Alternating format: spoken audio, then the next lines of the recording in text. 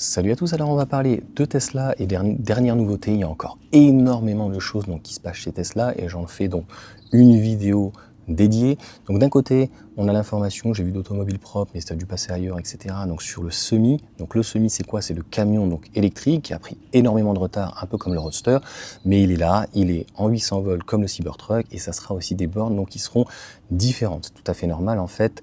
Le Semi a une batterie, je crois que d'ailleurs c'est 1000 kWh. Bref, il n'a pas du tout la même batterie qu'un véhicule thermique, donc ça va être très intéressant. Il va être en concurrence directe avec les camions peut-être aux États-Unis, mais en Europe ça peut être très intéressant. Et a priori, ils ont recruté un responsable pour le camion. Donc ça va arriver, peut-être pas cette année, peut-être plus l'année prochaine.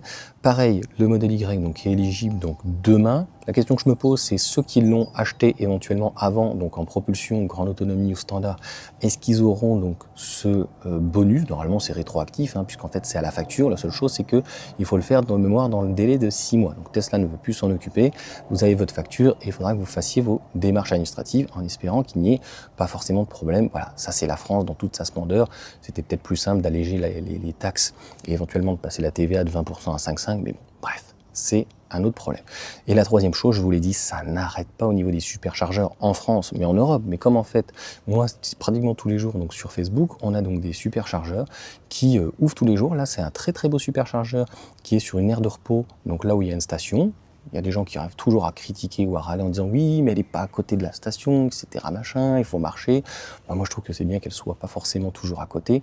Donc, Tesla, en tout cas, en Europe, n'a pas mis la priorité sur la compacte qui, à mon sens, devrait arriver puisque le Cybercab ne pourra pas faire de volume et le Cybercab en France ou en Europe n'arrivera pas avant au moins 2, 3, 4 ans si tout fonctionne bien. Donc en fait, cette plateforme actuellement du Cybercab avec batterie moteur, il suffit juste de revoir la carrosserie, la caisse, et de lui mettre un volant et des pédales en fait, et vous avez déjà l'écran qui est déjà en place. L'écran est vraiment très grand, je me demande s'il n'est pas plus grand que celui du modèle Y et du modèle 3. Donc voilà pour les dernières petites nouvelles, et ce qui est certain, je ne sais pas ce qui s'est passé dans la tête des dirigeants ou au niveau, au niveau d'Austin, au niveau du siège ou autre, mais c'est vraiment d'avoir mis la priorité alors, sur le Cybercab et Cybertruck. Moi j'ai dit que c'était pas forcément une priorité, et peut-être plus sur le modèle S, modèle X, Roadster et éventuellement compact, mais sur les superchargeurs, on peut pas dire qu'ils chôment. Donc en fait en France, il va y en avoir partout, en Europe il y en a pas partout, et là Tesla en fait sur les charges, en tout cas en 400 volts, pas de 800 volts, donc ultra rapide, mais sur les charges rapides, en tout cas, Tesla a une position dominante puisque c'est des V4, puisqu'ils sont ouverts à tous et qu'il y a un prix préférentiel pour ceux qui ont des Tesla, mais avec ou sans, en fait, soit vous prenez un abonnement de 10 €, mais j'avais déjà fait une vidéo dessus, il faut vraiment l'amortir, soit vous avez un tarif qui est un peu plus cher, mais qui est aux alentours entre 36 et 42 centimes du kilowattheure, mais qui reste de toute façon beaucoup moins cher que la concurrence. Donc voilà pour cette vidéo résumée.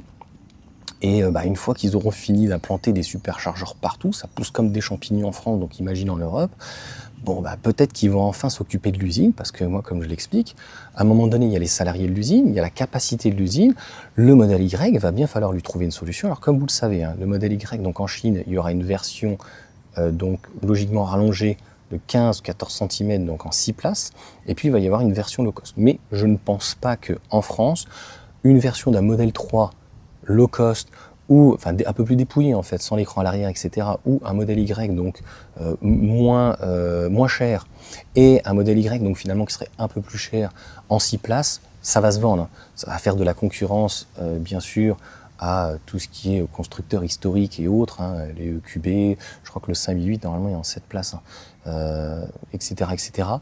Mais je pense que tout le monde est unanime pour dire que ça ne sera pas une question de prix. Je pense que le modèle Y qui est à 45 000, même si c'était 5 000 € plus cher, à 35 000, même peut-être 37 000, je pense que les gens vraiment attendent véritablement une compacte. Après, c'est très franco-français. Ça peut plaire aussi en Allemagne, bien sûr, parce que l'ID3 fonctionne plutôt bien. En Italie, en Espagne, les voitures électriques sont un petit peu larguées. Et dans le nord de l'Europe, ils sont plus sur des tailles du segment C. Donc voilà pour toutes ces petites informations. N'hésitez pas à mettre un petit commentaire, à vous abonner. voilà, un petit pouce, un like, à partager donc les dernières informations. En tout cas, même si la compacte n'arrivait pas, on ne peut pas dire que Tesla est chômé sur la partie superchargeur. Pareil, Gigapack.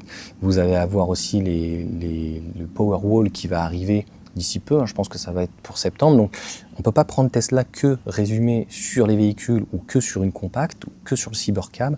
Il faut le regarder dans l'entièreté. Et encore une fois, mon raisonnement il est assez simple. Je vous avais dit que le modèle Y, c'était trop tôt. Il y en avait beaucoup qui avaient expliqué il ne sera pas éligible. Attendons.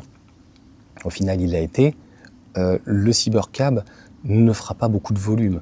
Une ligne de montage chez Tesla, c'est environ entre 150 et 200 000 ou 250 000 unités. Donc c'est ce que fait plus ou moins le modèle Y à Berlin. Ils sont tout à fait capables donc de faire une deuxième ligne. Et je pense qu'avec le temps, penser que le modèle 3 allait arriver, n'arrivera pas, il va rester en Chine. Donc il y a encore une fois la place pour faire deux modèles. Je tiens à rappeler que l'usine de Berlin, c'est la seule à faire un modèle. La Chine, ils en font deux, et puis il va y avoir des variantes, vous aurez bien compris.